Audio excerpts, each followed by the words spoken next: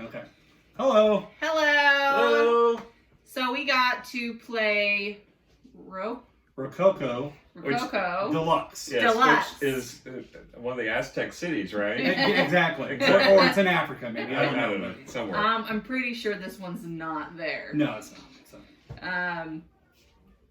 Anyway, so This is a remake of Rococo, the original game, which came out some time ago. You've had it for a while. Yeah. I will say it is substantially different. There are a lot of different components in this one. So I don't think these are equal in any way. Well, this there's some substantial differences to this game. They got a built-in expansion, which isn't in the original one, which I think made a pretty good difference. So yeah. So we always talk about quality first. This is a deluxe version, and I definitely think you pay for what you get. There's a lot of deluxe components to this.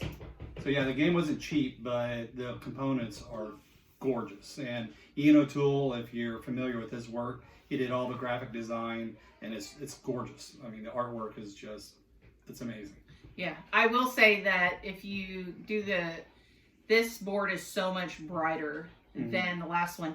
And they have purple as a player character, which, as everyone knows, that's the most important thing to me. So definitely it's a different color scheme than the previous one, and I think that shows significantly. Yeah, I mean, all of the pieces are well made. The art is really pretty on all the design work and everything. The only grievance I have as far as the quality of the pieces is they had a deluxe, and then there was a deluxe plus. And if you went to order one and you weren't paying attention and you got, I got the deluxe, I got all the bells and whistles. No, you have to pay extra to get the plus version. And then on top of that, they sold metal coins. So they didn't include the metal coins in either version, so you have to add those on. And if you do decide to get them, add on 2 sets, because there's really limited, especially on the ones. I mean, the other coins are fine, but the ones were very limited. Yeah, we had a 4-player game, and we kept running out of ones. Yeah, and this does a 5-player game, so I think with 5 players, you definitely have to have 2 sets. There's no doubt about it. For sure. Yes, you get the paper coin or the cardboard coins as well. So if you don't necessarily have the funds, you could survive. But I mean, if you're going all out on this game, then you might as well. But if you get the standard deluxe, I mean, you get these really cool lifelike resources. Or not lifelike, but realistic resource pieces for the thread and for Randy's coffee filters, which is lace. Yes. It's like coffee filters. It kind of does. But the cardboard is really good, thick, high quality cardboard. And easy to punch out. That's been a complaint for mine for some games, that when you punch it out, even with thicker ones, if they don't cut it right, it's easy to peel the cardboard off, or the printing off the cardboard. These came out really easily, so no damage to the cardboard at all. Good wooden components for the markers.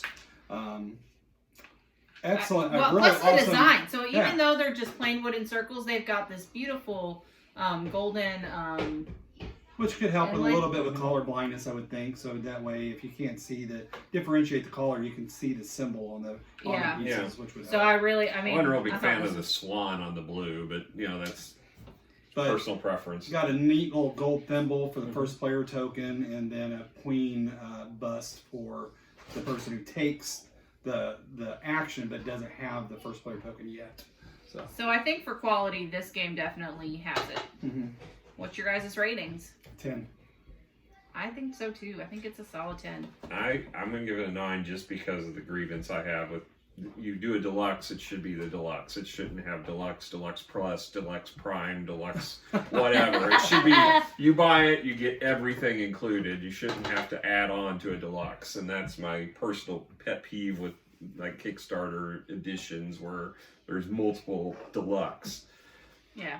So, theme. I love the theme. I like it. I've never really made dresses before. Clothing, sure you have. But that's wearing. It's different. Oh, that's me. You make it for him. That's right. That makes so much more sense now. I wear the clothes he makes. So. But it's neat. It's a fun game. I really liked it. So I don't know how well you could see the board, but as soon as we put it on the display, my first comment was halfway through the game, I think this should hit an iceberg and start sinking because it looks like the Titanic. Because just how like the interior, it's the era of it, and if you look at these little player boards, they look like the art from the Titanic. You got fireworks going on in the background. Now, well, it's supposed to be Versailles, is what I'm feeling off of this, right? It's a table hog, so be prepared for that. Oh, it is definitely a table hog. We had to have a couple of side tables to run some of the personal things if you have a standard table.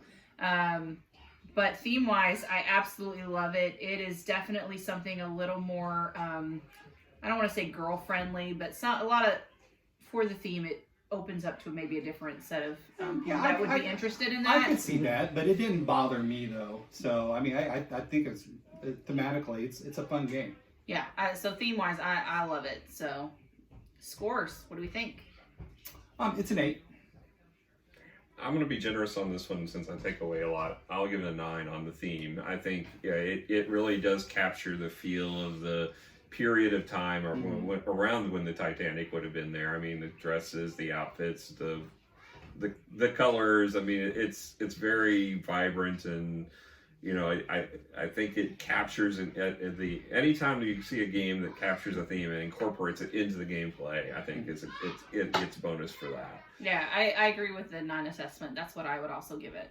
So, the next thing we talk about is rules. This one, I think, is where this game really was lacking. Yeah. The rules. There was sections of the rules that were completely missing. Like, the setup of the game was the big one, where the setup had, get all the cards and shuffle them and all the combinations, but it didn't tell you to turn cards up on the board or to put the tiles out or anything like that. All of that section was missing. It was there was a picture that just showed it on there, but there was no explanation, and there was numbering and lettering. The numbers had references for telling you how to shuffle and prepare the decks, but the lettering didn't reference anything. It just had letters and pictured, and then it said what the cards and tokens were, but they didn't show that you were supposed to put them out or how you were supposed to put them out. And then a big contention for them, wasn't so much for me, but a lot of the outfits have a flag, like a nation, and there's nothing that references that whatsoever. Right, and, so and it turned into some real big confusion on scoring because only certain tiles actually had points on them. So I spent a lot of time during the game building tiles that were apparently worthless during the game. So it was very frustrating because the scoring was not demonstrated. There was usually in games you'll see there's like, here's the scoring example of how red or blue scored this many points, and you can figure out what the rules mean, but this one had none of that. It was just you score these tiers, and it didn't really explain clearly how you score it. And because it's so new, there weren't really any guides online yet for it. I'm assuming there's going to be errata put out there that will explain the scoring better because it was very confusing. But yeah, I think the rules were the big lacking aspect of the game on this. I absolutely agree with that. So what would we rate it, guys? I'd give it a 6. I'm gonna go 4.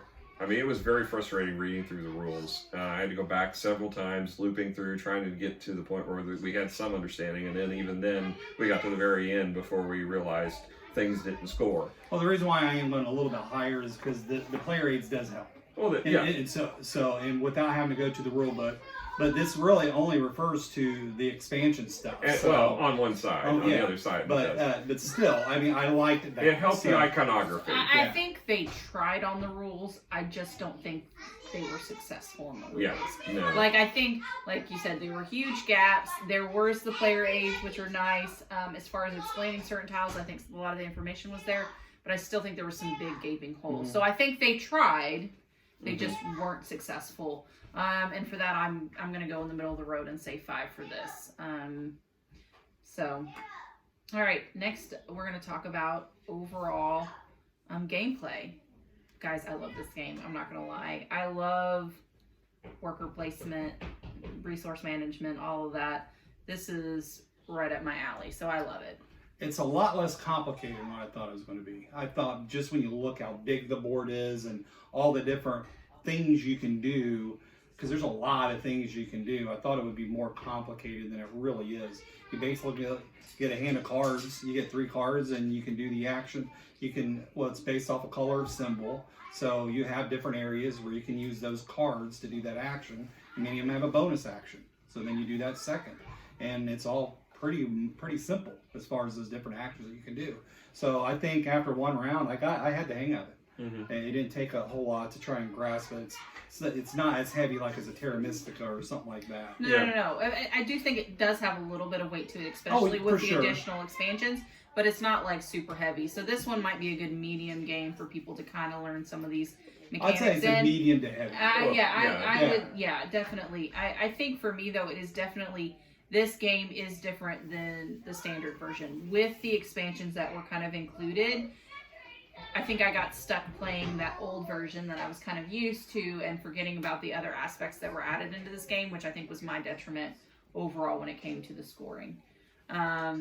We talked about one sort of weight that's in the game. The other sort of weight is kind of the bad thing about the game that you brought up several times during the game, that your turn comes and you wait a long time before your action comes back to you again. And that's my big negative. Yeah, once you played it a few times, that may go away, but like the first time you're playing, you're going to have to think about, there's a lot of choices to make, and what is the best choices for you with the cards you've got. And because of that, you've got to wait a long time before your turn comes around. AP can be a really there's big issue. Not a whole lot to do while you're waiting. Right. I mean, Brandon I will play on the phone or crochet. I'll be stewing about what everybody else is doing. You really can't plan out that far in advance because it's really easy to block other actions from people. So, and I wouldn't even really call it blocking because it's not. I don't know if you can really think it's as intentional like a lot of worker placement where you can really intend to block other people.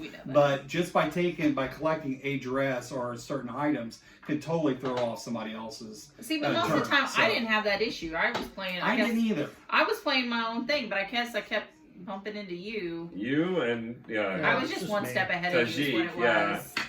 Between the two of you. He's hiding back there, by the way, guys. I don't like being on camera. Sorry. So at least show him your hands. Good little wave. Yay! We did have 4 players, and Tajik was here. Tajik, Caleb, Andrew, whoever you want to call him. So basically, the wait time was kind of a problem. It's significant. And it doesn't help. We've got a lot of company going back and forth, and for the holidays. But as far as the gameplay in this one, I'm torn because I was very frustrated during the game. But step back from that. Right? It is because I want to beat the game and want to get understanding of it. And I think my biggest problem is this is my first time playing in a long time, and it was first time with all the new components, and I don't recall anything about it until we started playing. And my strategy is always, if there's an in-game goal or during game goal, I try to accomplish it. And I was focused on that and missing out on a lot of other opportunities. But I don't think that takes away from the game. That was your strategy. I know. So I'm saying I'm trying to come up with this way to evaluate this from a first-time play. It's a fair score. And it's my first time. Because it will probably go up or down based upon future plays. I like a lot of things about it. I like this new feature that they added where you can upgrade cards. That was one of my favorite parts of the game. That is definitely a good thing. I wish I would have used that more. Yeah, I don't think you can. I don't know if you can either because so we're talking about the jewelry box expansion, and so the jewelry box expansion allows you to upgrade your basic cards into a middle level card, and then a middle level card into a high level card. And it takes a lot of actions to do that, and so I don't know if you could focus on a strategy to really upgrade cards. For me, I kind of lucked into being able to do what I did at the top and get that gold level card. It wasn't 100% intentional, but it was really cool doing it. It was really neat. So no, I personally, that was my favorite part of the aspect of the game. What I didn't like were all of the tokens that we worked on, so hard to build. And they turned out to be worth nothing. I think there definitely needs some real clarification. What are those points? Because honestly, I'm not sure I like those. Well, like for what Randy's referring to is you got these different types of clothing you can make, and so We got some. Oh, there you go. Yeah, there's some that have 0 points on them, some that have 5 points on them. What do we do with the ones that have nothing listed?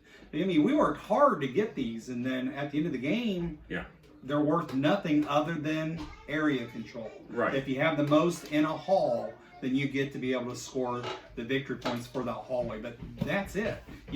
For the amount of work that goes into it, you think they're worth a little bit more. And given that my personal goal was to get one in each region, while I was accomplishing building the most dresses, it came out paying out the least because having the most in each region was much more profitable victory point wise than having one in each. Right. So I mean, there's things about it I liked. The scoring was absolutely not one of them. I'm gonna give this one at this point a 6. Wow. Wow, that low. Yeah. For the whole entire game or the score? No, for just overall because the whole point of the game is the score. Because you got if I play, no, that probably brought it down a point. The highest I can see going to the 7. There's enough about it I don't like. There's things I like about it, but I think a couple more plays it may go up to a 7. I just don't see it going above that for me. What about you, Robert? I would give it a solid 8, if not a 9. I really like the game. It was a lot of fun, and then combined with the fact that it's just so pretty. I mean, I'd say a 9. I'm a low 9, but a 9. I think I'm at the high 8 range. I wouldn't give it a 9. Only because of these tiles here. If they would have fixed these tiles somewhat, and we're assuming we're not missing something. Yeah. We very well may be, because again, the rolls weren't that great. Right, and so, hey, if you guys know the designer and that they can answer the rules, tell them to comment below. So, yeah, I think overall. Would you play it again? Absolutely. Absolutely, I would. I feel obligated to. And Randy will, because we'll play it. Yeah, So. I feel forced, and I'll play it. It's not my choice. But what about Caleb? So let's get. I mean, even though we can't hear Caleb, what do you think overall? Overall, it's pretty good. I'll probably give it about 7. Okay. There were a couple issues, like y'all talked about. The waiting between rounds, you can't really plan ahead, because then a simple move would mess up your whole entire plan, like my sister did that last round. She took one thing, and that messed up my whole entire turn. Yep, that's what can happen. Even though Caleb beat us handedly. Okay. No, I came close. Oh, you came 3 close. points. I came close. For me, it was handedly. Okay. Yeah. So here's another question though: is it worth the upgrade? So you have the old version. I've never played the old version, so I don't know. That's the reason why I bought this, was because the old version was out of print, and I couldn't find a copy that was reasonably priced. And I've heard such good things about it. I was like, I really wanted Rococo, but I couldn't get it, and never had a chance to play it here with Randy and Miranda. So I was like, this opportunity to kickstart it, I jumped on it, and I'm glad I did. I will say, so I've got to play both. We own the old one. We've played this one. I think it's worth it. Just the component upgrades itself. I love the expansion piece to it. It feels, with the additive material, it is significantly more. Not just the quality pieces, but also with the gameplay. So I ordered it for so. her as a Christmas gift while we were at the table setting it up. So that tells you how much she liked it. Yeah, I mean, I did. So yeah, it's definitely, if you're going to get a version of the game, you should get this one with the rules from the old one. so yeah, download the rules from the old game and use those as a help. Yeah, I think it would be a lot more complicated if we hadn't already known how to play the original version, or at least for me, it would have been a lot more complicated if I hadn't already known it. But I just to give kudos, Eagle Games in general does really well when they do upgrades. Like I said, the only pet peeve is the fact that they did 2 different versions of the deluxe, which is frustrating, but a lot of companies do it. But yeah, if you're going to get a game, if Eagle Games does do great jobs with upgrading. Yeah, Eagle Griffin. So the original was just Eagle. Yeah. And so Eagle Griffin, that's kind of like their claim to fame now, is that they'll take an older game, update it, and make much. Well, there's a lot of companies that do that now, but Eagle Griffin Griffin is definitely by far hands above the others. Yeah, absolutely. So if you have the old game, is this worth a buy? I would definitely look into it, especially if you've loved the game. I do think it will probably be worth the cost in the end.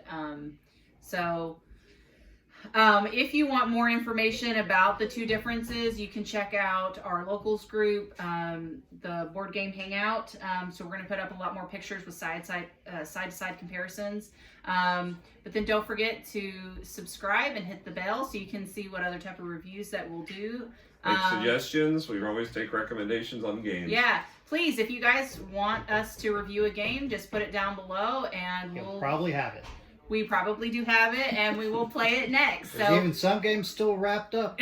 That's very, very true. I think, especially if we don't have to decide what game we're playing, that would be great. So if you guys get a list going, so we don't have to pick what. We don't have to argue over anything. Yeah, we don't have to argue over things. Oh, we'll argue. We'll argue about the game, and not if they won't find it interesting, we don't argue.